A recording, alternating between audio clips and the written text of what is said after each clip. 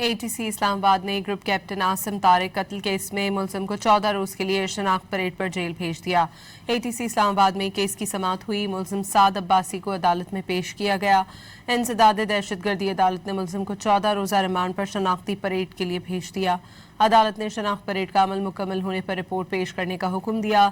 ملزم سعد عباسی کے خلاف دہشت گردی کی دفعات کے تحت تھانہ مارگلہ میں مقدمہ درج ہے۔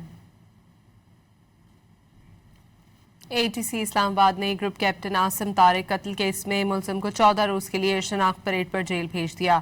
ATC اسلام آباد میں کیس کی سماعت ہوئی۔ ملزم سعد عباسی کو عدالت میں پیش کیا گیا۔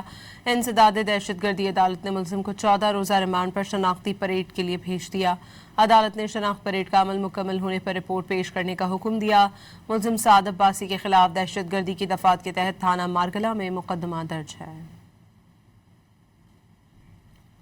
ATC اسلام آباد نے گروپ کیپٹن عاصم طارق قتل کیس میں ملزم کو 14 روز کے لیے شناخت پریڈ پر جیل بھیج دیا۔ ATC اسلام آباد میں کیس کی سماعت ہوئی۔ ملزم سعد عباسی کو عدالت میں پیش کیا گیا۔ انسداد دہشت گردی عدالت نے ملزم کو 14 روزہ ریمانڈ پر شناختی پریڈ کے لیے بھیج دیا۔